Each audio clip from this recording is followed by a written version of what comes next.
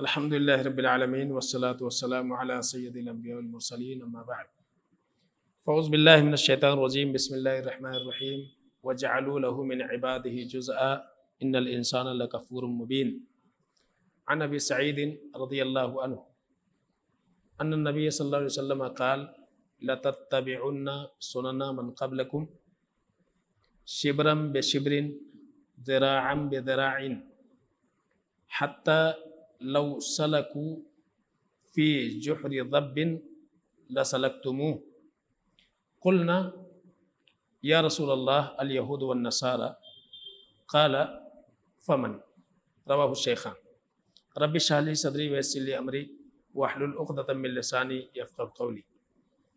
قابل احترام سامعین، آج کے اس درس میں سیرت النبی صلی اللہ علیہ وسلم کے تربیتی پہلو، اس موضوع کا یہ دوسرا نشست ہے۔ اس سے قبل اللہ کے نبی صلی اللہ علیہ وسلم کی سیرت کو جاننا ہمارے لیے کیوں ضروری ہے، اس کے تعلق سے چند نکات میں نے آپ کے سامنے رکھے تھے۔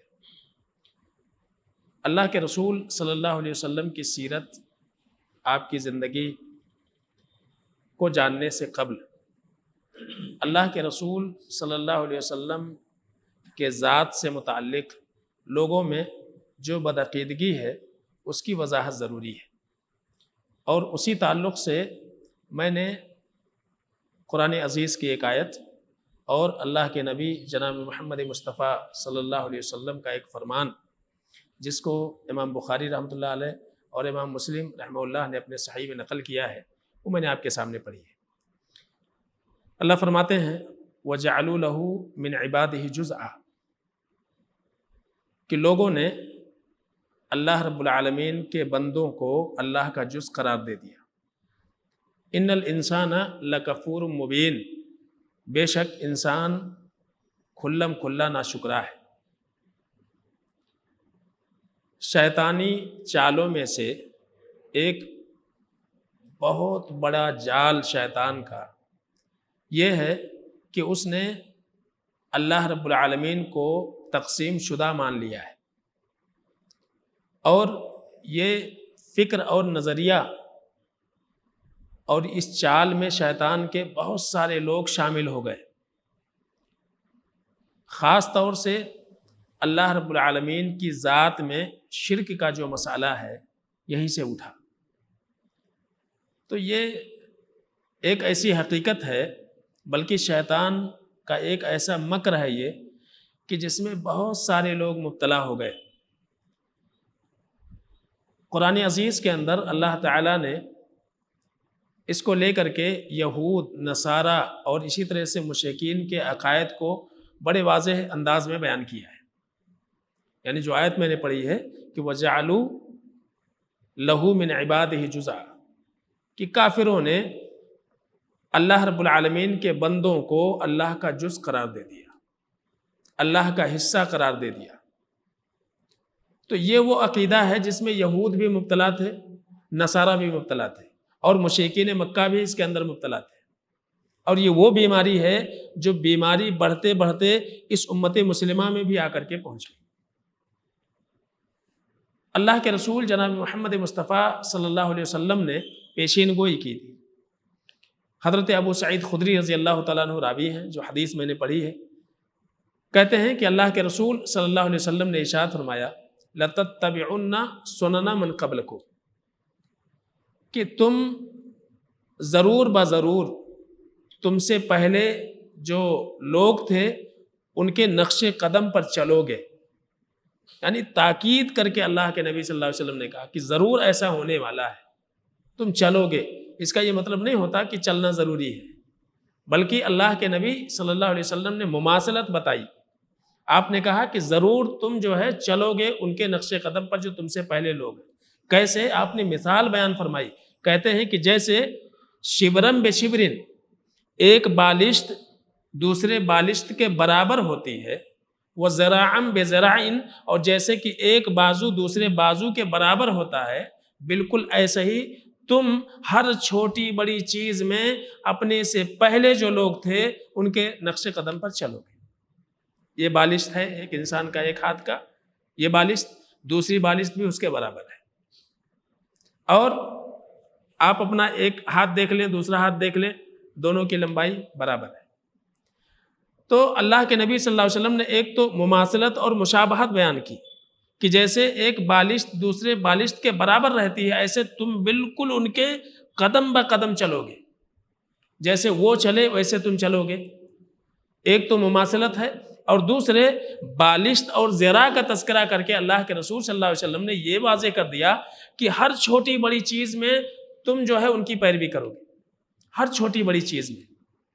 اور پھر اللہ کے نبی صلی اللہ علیہ وسلم نے یہ بتایا، آپ نے کہا کہ وَلَوْ سَلَكُوا جُحْرَ ضَبٍّ لَسَلَكْتُمُوهُ، اگر ان میں سے کوئی کسی گوہ کے سوراخ میں داخل ہوا ہوگا تو تم بھی اس میں داخل ہونے کی کوشش کرو گے،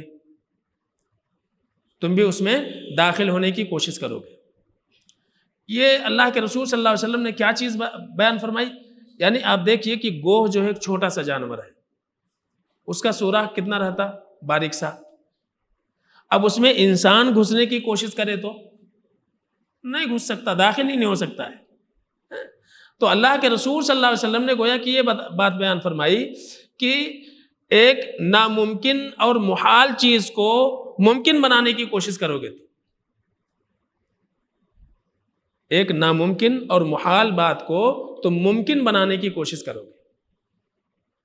صحابہ کہتے ہیں کہ ہم نے سوال کیا، قلنا یا رسول اللہ الیہود والنصارى، اے اللہ کے رسول صلی اللہ علیہ وسلم سننا من کانا قبلکم سے مراد آپ کی یہود و نصارہ ہیں؟ تو اللہ کے نبی صلی اللہ علیہ وسلم نے فرمایا فمن، اور کس کی بات میں کر رہا ہوں؟ یعنی تم یہود و نصارہ کی پیروی کرو گے، ان کے راستے پر چلو گے، اور ناممکن اور محال چیز کو تم ممکن اور محال بنانے کی کوشش کرو گے۔ یہ اللہ کے نبی صلی اللہ علیہ وسلم نے بیان فرمائی۔ یعنی معنی کیا ہے؟ ایک چیز جو دین کا حصہ نہیں ہے اس کو دین کا حصہ بنانے کی ہر ممکن کوشش کریں گے۔ جو عقیدہ دین کا عقیدہ نہیں ہے، اللہ سے متعلق جو عقیدہ ثابت نہیں ہے، رسول کے مطابق جو عقیدہ ثابت نہیں ہے، کتاب اللہ اور کتابوں کے بارے میں جو عقیدہ ثابت نہیں، وہ عقیدہ ثابت کرنے کی کوشش کریں گے، اور اس کے لیے ہر ممکن کوشش، قرآن کی تحریف کرنی پڑے کریں گے، احادیث کے مفاہیم کو منمانی طور سے بیان کرنے میں بھی دریغ نہیں کریں گے، یہاں تک کہ قرآن و حدیث کو رد کرنے میں بھی وہ پیچھے نہیں ہٹیں گے۔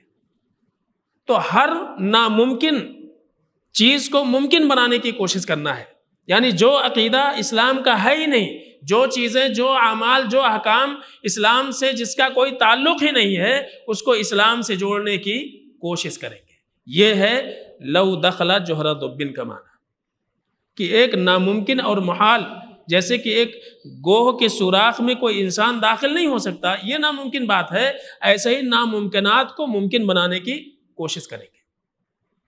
تو اللہ کے رسول صلی اللہ علیہ وسلم نے وعدے کر دیا کہ یہود اور نصارہ عقائد اور اعمال میں بالکل تم انہی کی روش پر چلنا شروع کر دو گے، اور یہ چیز آ گئی امت کے اندر۔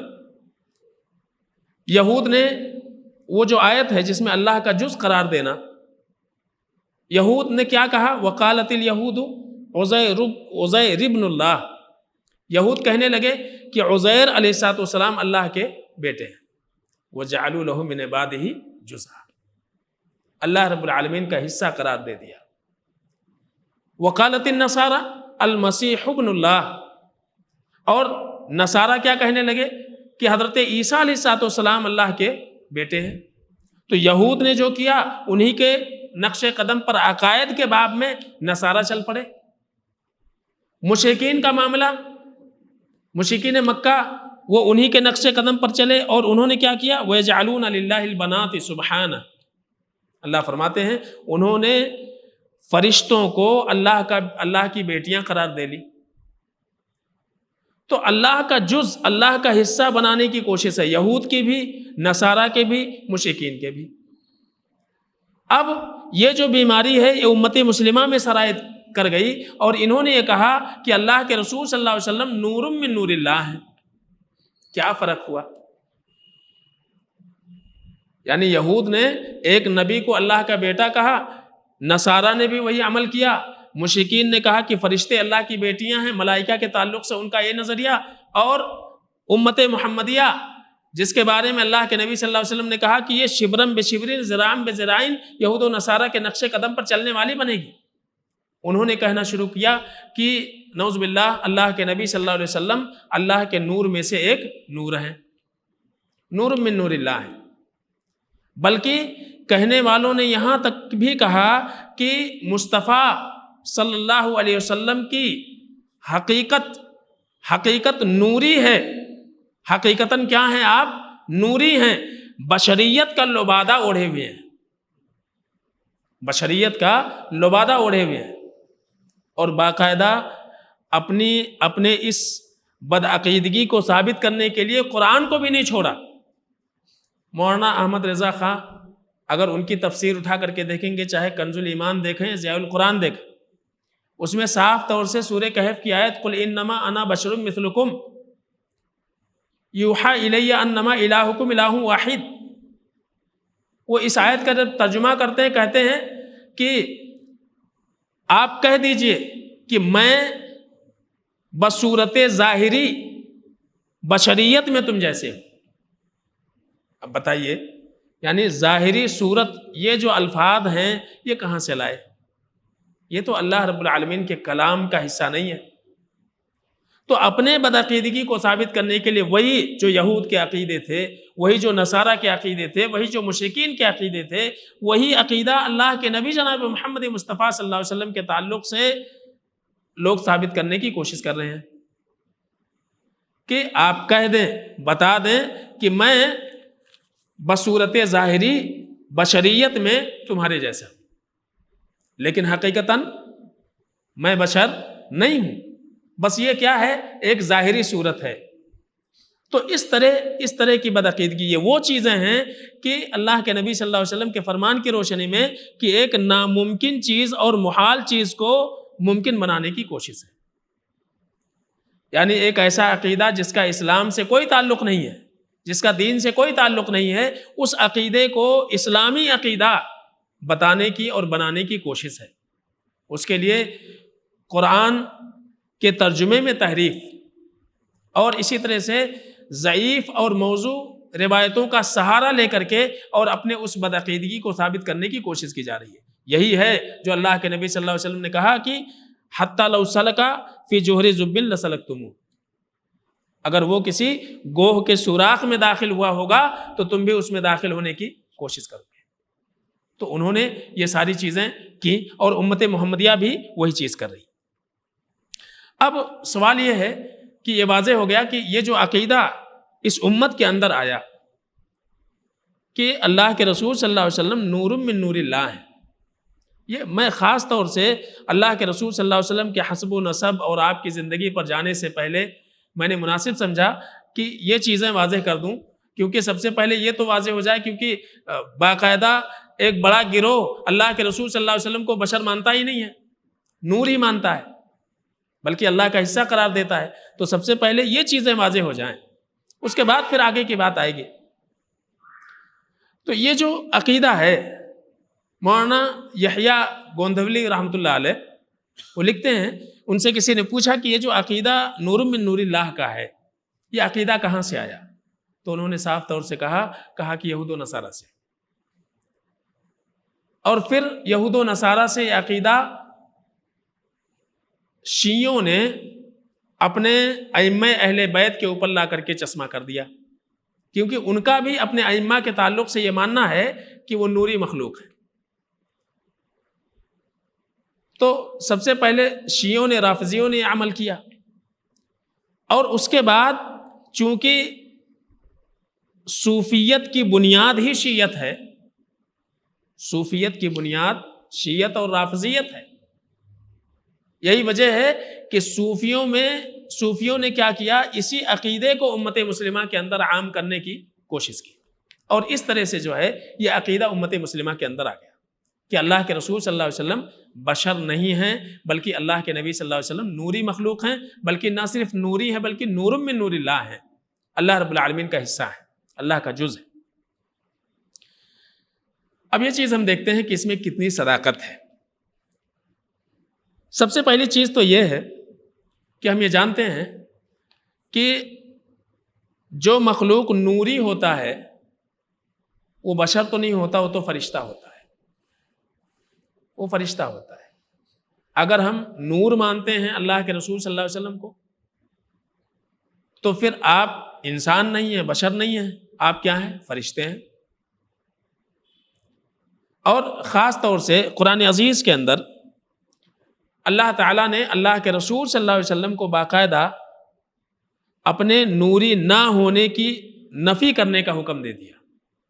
میں بس مختصر میں چھوٹی چھوٹی دلائل آپ کے سامنے رکھ رہا ہوں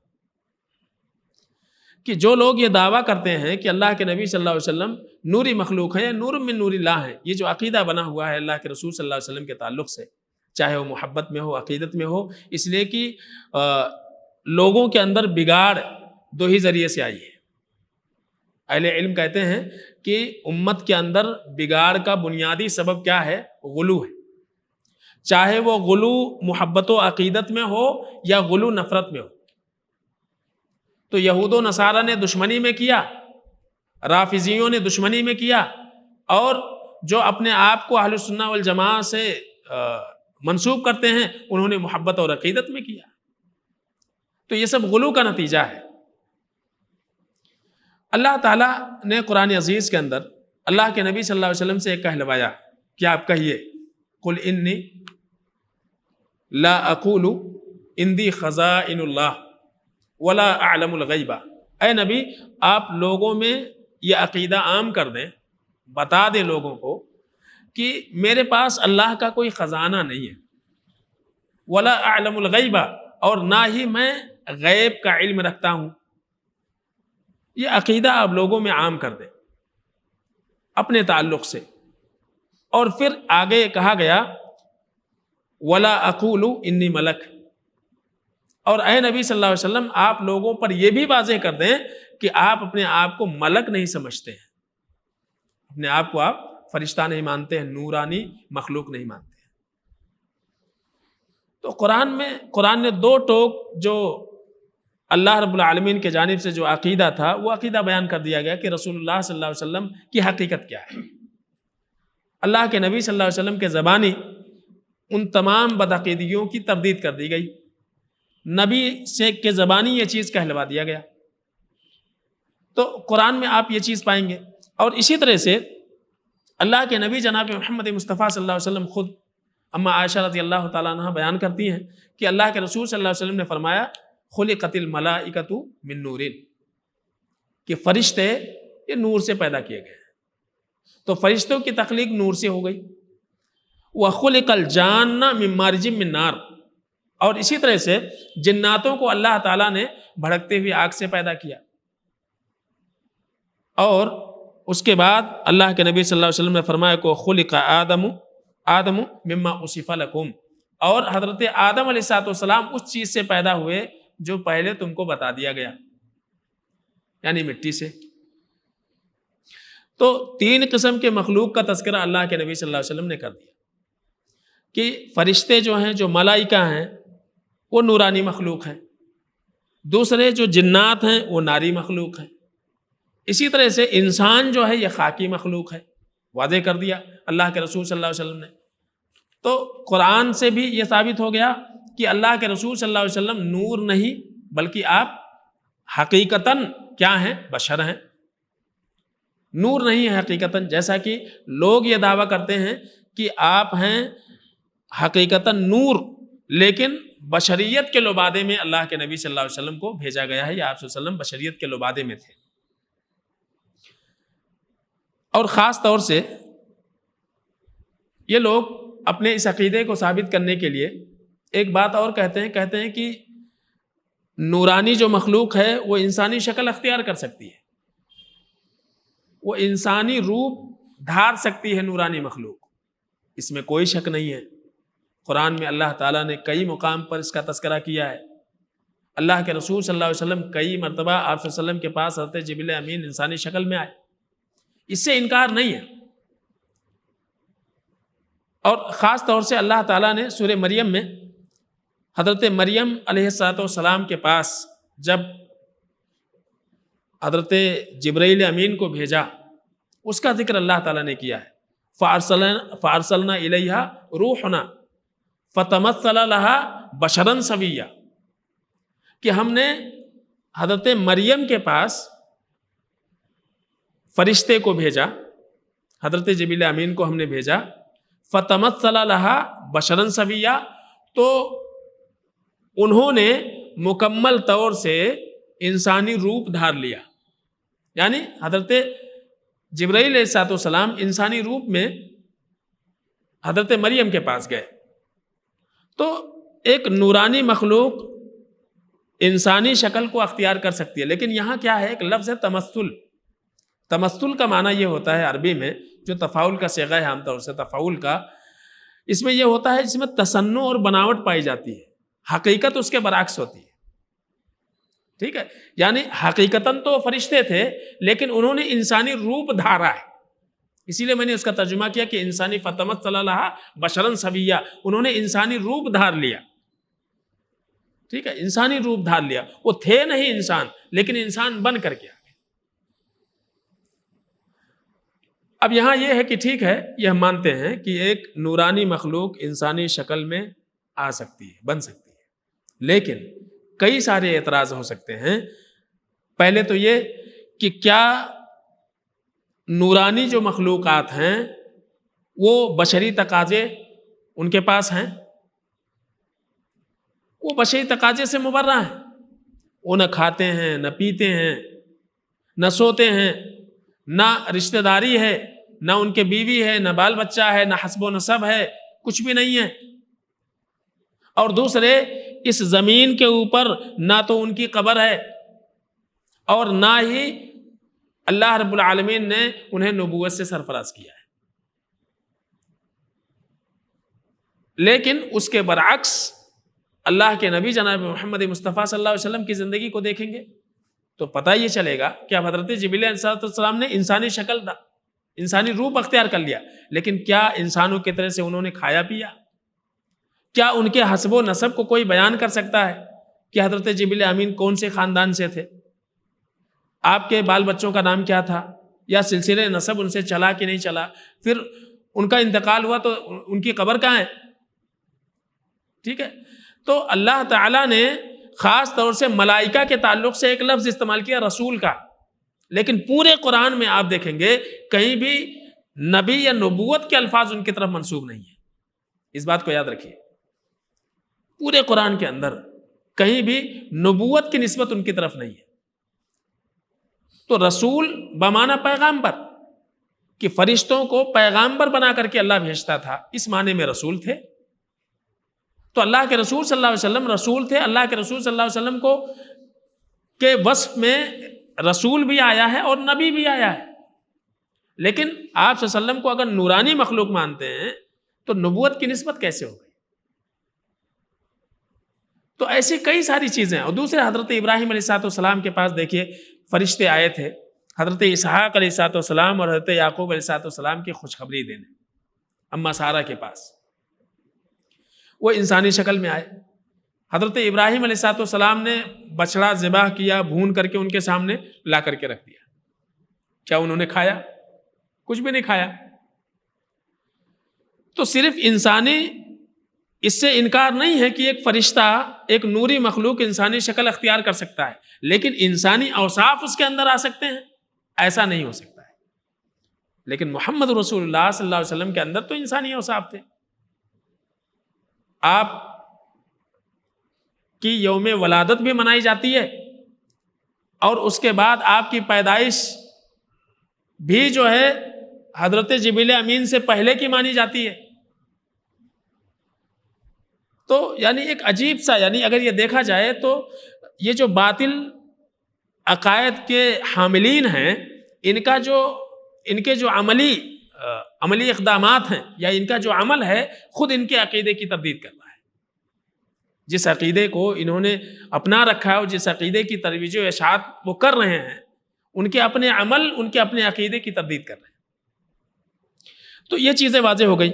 اور اسی طرح سے اللہ تعالیٰ نے قرآن عزیز کے اندر ارشاد فرمایا وَهُوَ الَّذِي خَلَقَ مِنَ الْمَاءِ بَشَرًا فَجَعَلَهُ نَسَبًا وَصِهْرًا۔ یہ بہت واضح دلیل ہے۔ اللہ ہی وہ ذات ہے کہ جس نے انسان کو پانی سے پیدا کیا، نطفے سے پیدا کیا ہے، اور پھر نہ صرف یہ کہ اللہ نے پیدا کیا بلکہ فَجَعَلَهُ نَسَبًا وَصِهْرًا، اللہ تعالیٰ نے اس کو صاحب خاندان اور سسرال والا بنایا۔ اب یہ صفت تو حضرت جبریل کے اندر نہیں ہے، کسی بھی نورانی مخلوق کے اندر نہیں ہے۔ کسی بھی فرشتے، جو بھی جن فرشتوں کا نام لے کر کے اللہ کے نبی صلی اللہ علیہ وسلم نے ذکر کیا ہے یا قرآن و سنت میں جن کا نام لیا گیا ہے، ان میں سے کسی بھی فرشتے کا نام لے لو اور ان کے خاندان کے بارے میں بتاؤ کہ ان کا خاندان کون سا تھا۔ یہاں تو اللہ تعالیٰ نے بشر کے تعلق سے کہا کہ جو بشر ہوتا ہے اس کو اللہ تعالیٰ نے پانی سے پیدا کیا ہے، اس کی تخلیق الگ ہے، پانی سے اللہ نے پیدا کیا ہے۔ اس سے پہلے خلقت الملائکۃ من نور، اللہ نے واضح کر دیا کہ ملائکہ جو نورانی مخلوق ہوتے ہیں وہ فرشتے ہیں، وہ نور سے پیدا کیے گئے، اور ان کے لیے نسب نہیں ہے، سسرال نہیں ہے، کوئی خاندان نہیں ہے ان کا۔ لیکن اللہ کے رسول صلی اللہ علیہ وسلم بشر ہیں، اسی لیے آپ صاحب خاندان بھی ہیں اور صاحب سسرال بھی ہیں۔ تو اللہ تعالیٰ نے صاحب خاندان بھی بنایا اور صاحب سسرال بھی بنایا۔ ایک اور اعتراض عمومی طور سے کیا جاتا ہے کہ اگر اللہ کے رسول صلی اللہ علیہ وسلم کو ہم بشر مان لیں تو اس میں اللہ کے رسول صلی اللہ علیہ وسلم کی توہین ہوتی ہے، ایک یہ کہا جاتا ہے۔ اور دوسری بات یہ ہے، کہتے ہیں کہ قرآن عزیز کے اندر سورہ کہف کی اسی آیت کو لے کر کے قل انما انا بشر مثلکم یوحی الی انما الہکم الہ واحد، اسی آیت کو لے کر کے یہ دعویٰ کیا جاتا ہے کہ یہ جو کچھ کہا گیا ہے، یعنی بشریت کی نسبت رسول اکرم صلی اللہ علیہ وسلم کے جانب جو کی گئی ہے، یہ ایک جو صاحب عظمت انسان ہوتا ہے اس کے تواضع کا ذکر کیا گیا ہے کہ آپ صلی اللہ علیہ وسلم اس قدر جو ہے منکسر المجاز تھے اور اس قدر جو ہے آپ کے اندر عاجزی اور انکساری تھی کہ آپ اپنے آپ کو بشر کہتے تھے یا بشریت کی طرف اپنے آپ کو منسوب کرتے تھے۔ تو کسی بھی صاحب عظمت افراد کے لیے ان کے لیے تواضع کے الفاظ استعمال کیے جا سکتے ہیں، لیکن عام انسان جو ہے ان کو ان الفاظ میں نہیں بلا سکتا ہے۔ اگر ان کے جانب وہ چیز منسوب کی جائے تو اس سے ان کی توہین ہو جاتی ہے۔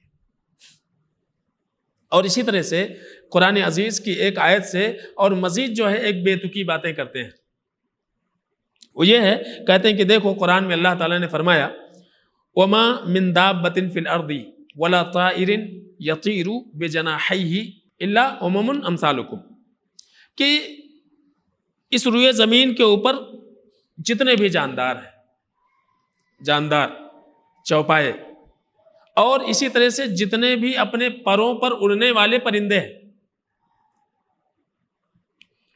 الا امم امثالکم، یہ تمہارے جیسے ایک امت ہیں۔ ایسا اللہ تعالیٰ نے یہاں بھی امثالکم کا الفاظ جیسے کہ نبی کے تعلق سے کہا کہ انما انا بشر مثلکم۔ تو لوگوں کے عقل سے کھیلنے کی کس طرح سے کوشش کی جاتی ہے وہ میں آپ کے سامنے رکھ رہا ہوں۔ وہ کہتے ہیں کہ یہاں اللہ تعالیٰ نے جتنے بھی یعنی جاندار ہیں ان کو کہا کہ تمہارے جیسے ایک امت ہیں۔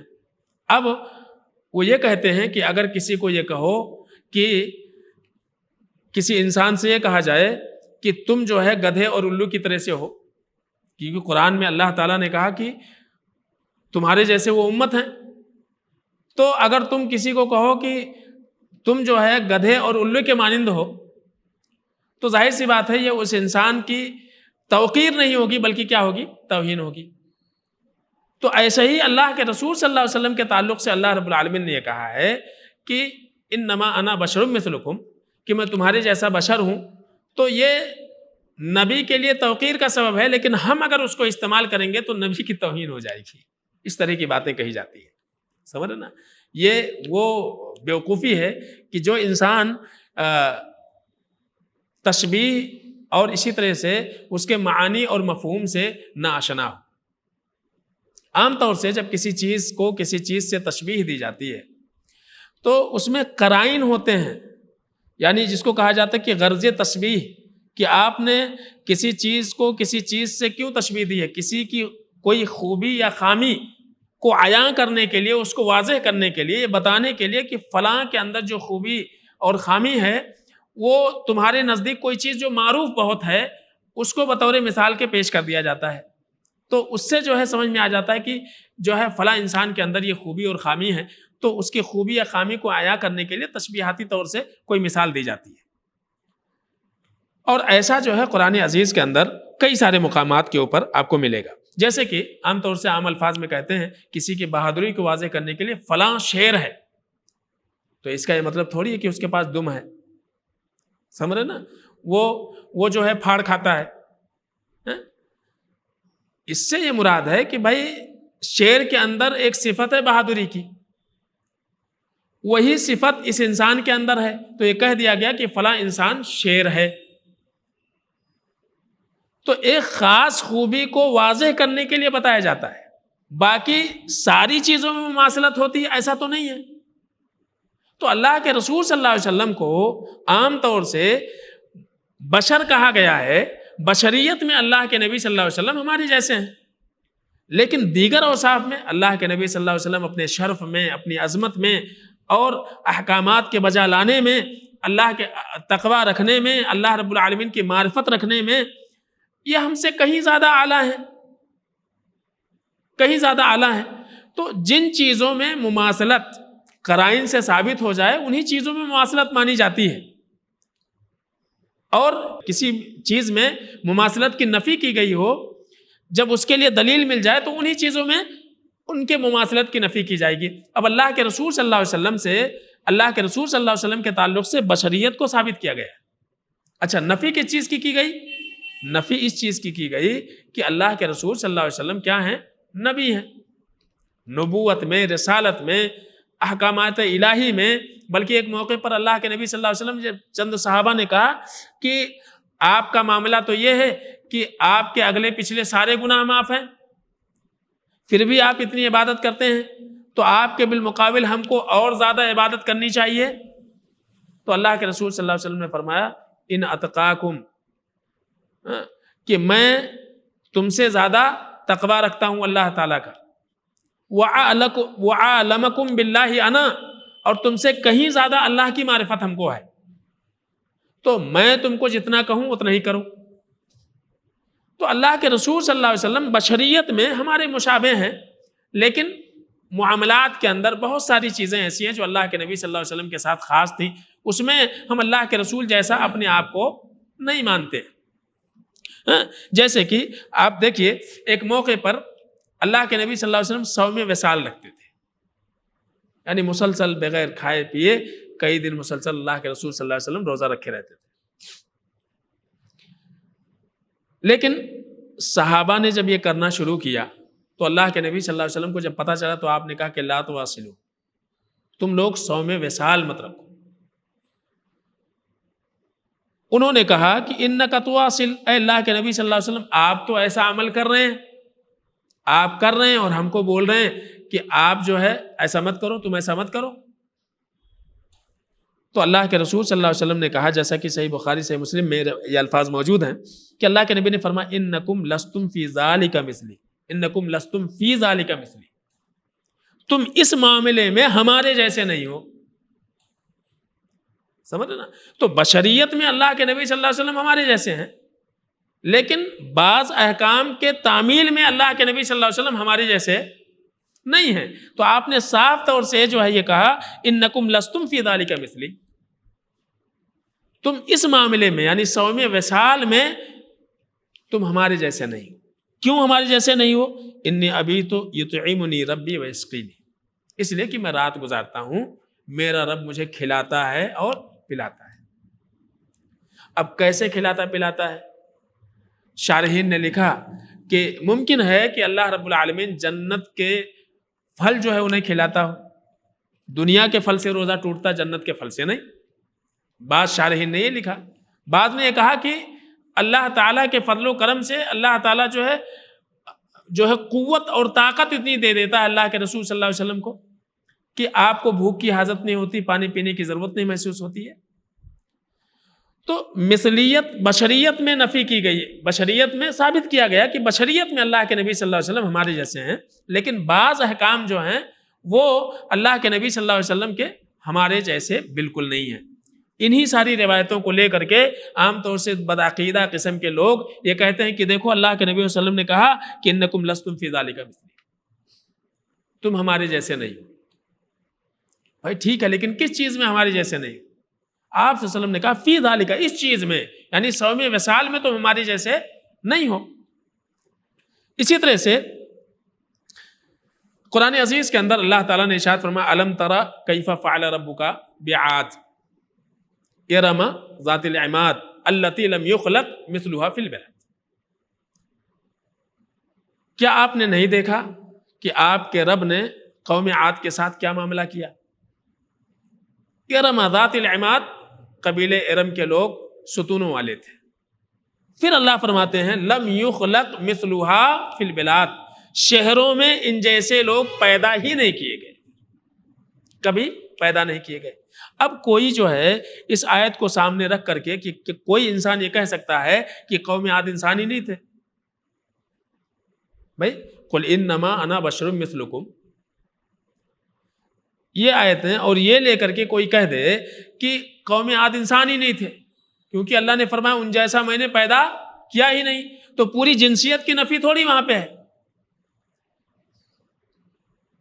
بس ایک خاص چیز میں، یعنی ایک تو طاقت و قوت اور دراز قامتی، بہت لمبے قد کے ہوتے تھے، ڈیل ڈول بہت زیادہ ان کا تھا اور طاقت و قوت میں بہت زیادہ تھے، تو اللہ فرماتے ہیں کہ ویسے طاقت و قوت والے اور اتنے لمبے ڈیل ڈول والے مخلوق میں نے پھر پیدا ہی نہیں کیے، انسان میں نے نہیں پیدا کیا ان جیسا، یعنی طاقت و قوت میں۔ ایسا نہیں کہ انسانوں کی تخلیق ہی رک گئی وہیں پہ یا کوئی الگ مخلوق وہ تھے، بلکہ کتنے لمبے تھے۔ اللہ نے فرمایا کأنہا اعجاز نخل خاویہ، کہ جب طوفان آیا تو جیسے کہ تاڑ کے جھاڑ پڑے رہتے ہیں، کھجور کے جھاڑ پڑے رہتے ہیں، ایسے جو ہے وہ پڑے تھے، اکھڑ گئے۔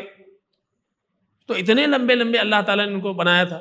تو ظاہر سی بات ہے کہ اس آیت میں جس چیز میں مماثلت ہے ان کے دراز قامتی میں اور اسی طرح سے ان کے طاقت و قوت میں۔ تو ایسے ہی اللہ کے نبی صلی اللہ علیہ وسلم بشر ہیں ہمارے جیسے، لیکن بعض اعمال اللہ کے نبی صلی اللہ علیہ وسلم کے ساتھ خاص ہیں، ان میں ہم ان کے مشابہ نہیں ہیں، نہ وہ ہمارے مشابہ ہیں، اور نہ ہی صحابہ کرام رضی اللہ علیہ مجمعین کا یہ عقیدہ تھا کہ ہم ہر معاملے میں نبی کے مشابہ ہیں۔ ایسا صحابہ کا کبھی عقیدہ نہیں رہا، ایسا کبھی عقیدہ صحابہ کا رہا ہی نہیں۔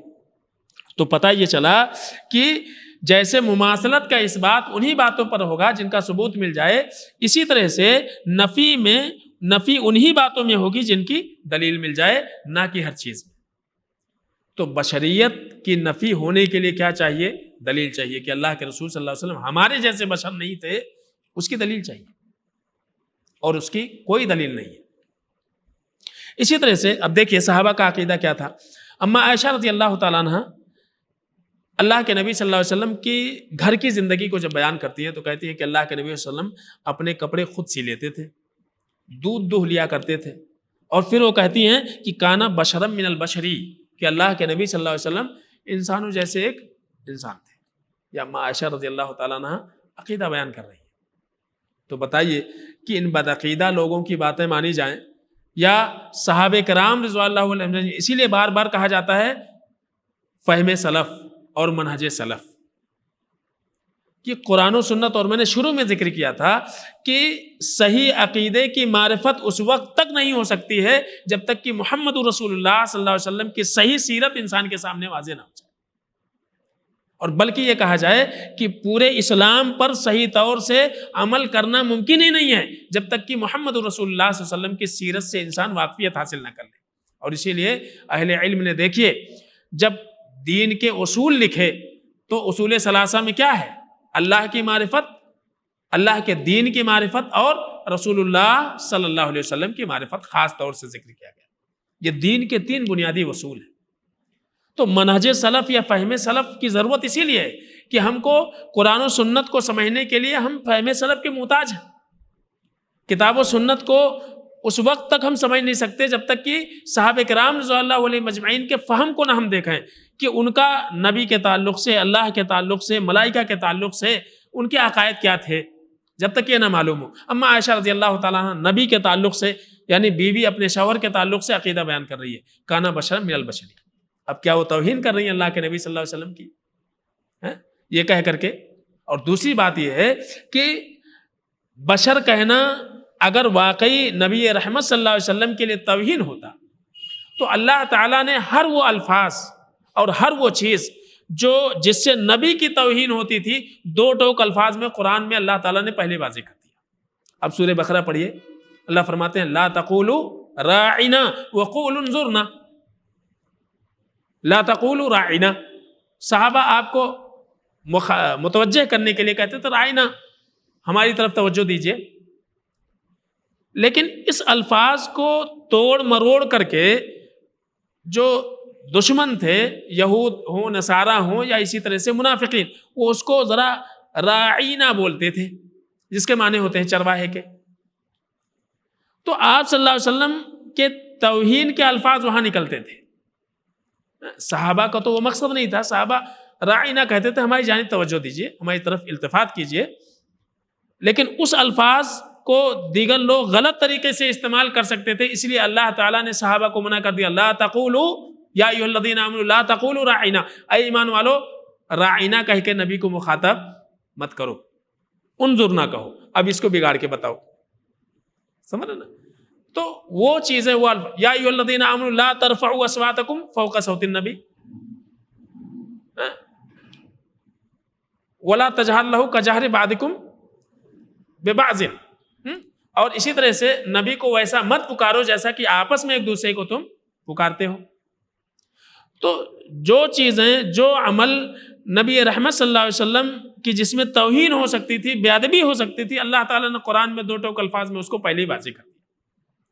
اب 1400 سال کے بعد ایک طبقہ نکلتا ہے، ایک گروہ نکلتا ہے، وہ اپنے جانب سے کچھ الفاظ متعین کرتا ہے، کچھ عقیدے متعین کرتے ہیں، اور یہ کہتے ہیں کہ یہ اس سے نبی کی توہین ہوتی ہے۔ اللہ کے رسول صلی اللہ علیہ وسلم کی وفات ہوئی، حضرت عمر بن خطاب رضی اللہ تعالیٰ عنہ کیا معاملہ تھا؟ وہ مانتے ہی نہیں تھے کہ اللہ کے رسول صلی اللہ علیہ وسلم کی وفات ہو گئی۔ مستدرک حاکم میں یہ ذکر ہے کہ حضرت عبداللہ ابن عباس رضی اللہ تعالیٰ عنہ وہ ماننے کو تیار نہیں تھے، تو حضرت عبداللہ ابن عباس رضی اللہ تعالیٰ عنہ کھڑے ہوئے اور انہوں نے ایک جملہ کہا کہ انہ بشر، اے عمر یہ سمجھ لو کہ اللہ کے رسول صلی اللہ علیہ وسلم کیا ہیں؟ بشر ہیں۔ عبداللہ ابن عباس جن کو اللہ کے نبی صلی اللہ علیہ وسلم نے جن کے لیے دعا کی، مفسر قرآن ہیں، دین کی سب سے زیادہ سمجھ رکھنے والے، کہہ رہے ہیں کہ انہ بشر وانہ لیحسن کما یحسن البشر، بشر کہتے ہیں کہ اللہ کے نبی صلی اللہ علیہ وسلم پر بھی وہ سارے تغیرات آتے ہیں جو ایک انسان کے اوپر آتے ہیں، یعنی حالات کے اثرات، زمانے کے اثرات وہ اللہ کے نبی صلی اللہ علیہ وسلم کے اوپر بھی مرتب ہوتے ہیں، کیونکہ وہ بشر تھے۔ تو جیسے دیگر بشر، آدمی بچہ پیدا ہوتا ہے، جوان ہوتا ہے، بوڑھا ہوتا ہے، بیماریاں لگتی ہیں، اس کو مختلف عوارض اور حادثے لاحق ہوتے ہیں، ایسے اللہ کے نبی صلی اللہ علیہ وسلم کے ساتھ بھی معاملہ ہوا۔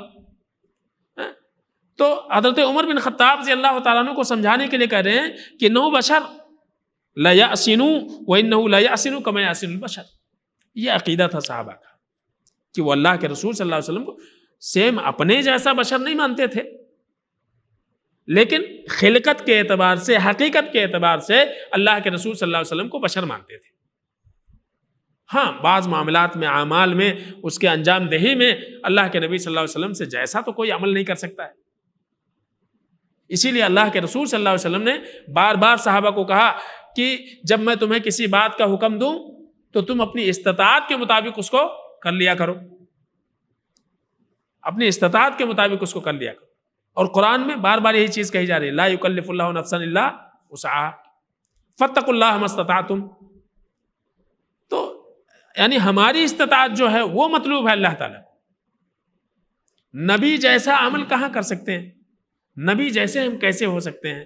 صحابہ جیسے نہیں ہو سکتے تو نبی جیسے کیسے ہو سکتے ہیں؟ کیونکہ ان کے دل تو اللہ نے دیکھ کر کے ان کو نبی کے صحبت کے لیے منتخب کر لیا تھا۔ ہمارے دلوں میں تو بہت ساری خرابیاں ہیں، ان کے دلوں کی تو اللہ نے تعریف فرمائی ہے کہ اللہ نے فرمایا کہ حبب الیکم الایمان وزینہ فی قلوبکم، اللہ تعالیٰ نے ان کے دل میں ایمان کی محبت پیدا کر دی اور ایمان کو ان کے دل میں سجا دیا۔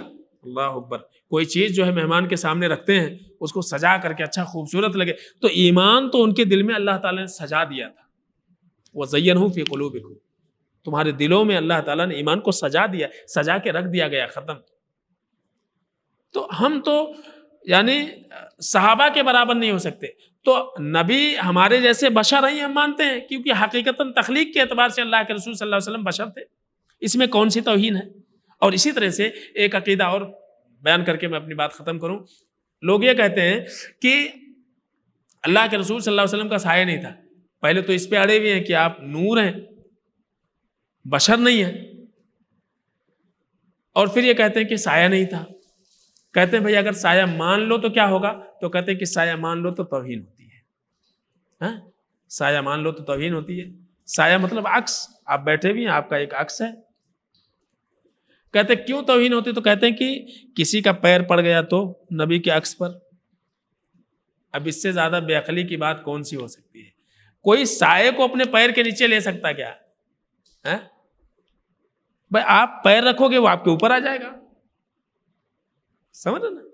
تو یہ جہالت ہے صرف اور صرف کہ نبی کا اگر ہم سایہ مان لیتے ہیں تو سائے پر کسی کا پیر پڑ جائے گا تو گویا کہ نبی کے اوپر پیر پڑ گیا، اور اس طرح سے نبی کی توہین ہو جاتی ہے۔ لہذا سایہ ہی نہیں تھا نبی کا، ایسا مان لیے۔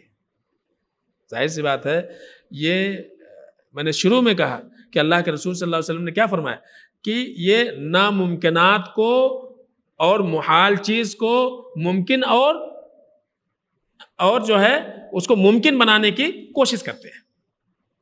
ایسا عقیدہ جس کا اسلام سے کوئی لینا دینا نہیں ہے، اس عقیدے کو اسلامی عقیدہ بتانے کی اور بنانے کی کوشش کی جا رہی ہے۔ قرآن عزیز کے اندر اللہ فرماتے ہیں وَلِلَّهِ يَسْجُدُ مَنْ فِي السَّمَاوَاتِ وَالْأَرْضِ طَوْعًا وَكَرْهًا وَظِلَالُهُمْ بِالْغُدُوِّ وَالْآصَالِ، سورہ رات کی آیت ہے۔ اللہ فرماتے ہیں کہ آسمان اور زمین میں جتنے مخلوقات ہیں، اختیاری مخلوق ہوں اور بے اختیاری مخلوق ہوں، طوعاً وکرہا، خوشی اور ناخوشی کا ترجمہ میں کر رہا ہوں، اختیاری اور بے اختیاری مخلوق۔ انسان کو اللہ نے کیا دیا ہے؟ اختیار دیا ہوا ہے، لیکن انسان کے علاوہ جتنے مخلوقات ہیں وہ کیا ہیں؟ ان کو اختیار نہیں، ان کو جس کام پہ اللہ نے لگا دیا اسے وہی کام کرتے ہیں، جیسے کہ فرشتے ہیں۔ تو اللہ فرماتے ہیں کہ اللہ کے جتنے بھی مخلوقات ہیں آسمان اور زمین میں، وہ چاہے وہ مخلوقات ہوں جن کو اللہ نے اختیار دیا ہوا ہے یا وہ جن کو اللہ نے اختیار نہیں دیا ہوا ہے، وہ سارے کے سارے اللہ کا سجدہ کرتے ہیں، اور وَظِلَالُهُمْ، اور ان کے سائے بھی اللہ کو سجدہ کرتے ہیں۔ وہ تو سجدہ کرتے ہی ہیں، ان کے سائے بھی اللہ کو سجدہ کرتے ہیں۔ آپ سجدہ کرو، آپ کے ساتھ آپ کا سایہ بھی سجدے میں جائے گا، سمجھ نا؟ تو اللہ فرماتے ہیں کہ جتنے بھی مخلوق ہیں، جن کو ہم نے، جو مخلوق ہیں ان کا سایہ ہے، ان کا سایہ ہے، یہ تو قرآن سے ثابت ہے۔ اور اسی طرح سے اب سوال یہ ہے کہ کیا اللہ کے رسول صلی اللہ علیہ وسلم کا واقعی سایہ نہیں تھا؟ حضرت انس بن مالک رضی اللہ تعالیٰ عنہ، مستدرک حاکم کی روایت ہے، کہتے ہیں کہ رات کا وقت تھا، اللہ کے رسول صلی اللہ علیہ وسلم ہم کو نماز پڑھا رہے تھے، اور دوران نماز اللہ کے نبی صلی اللہ علیہ وسلم نے اپنا ہاتھ بڑھایا اور پھر اپنا ہاتھ پیچھے کھینچ لیا۔ نماز ختم ہوئی، ہم نے اللہ کے رسول صلی اللہ علیہ وسلم سے یہ پوچھا، اللہ کے رسول صلی اللہ علیہ وسلم آپ نے خلاف معمول ایک عمل نماز میں کیا ہے؟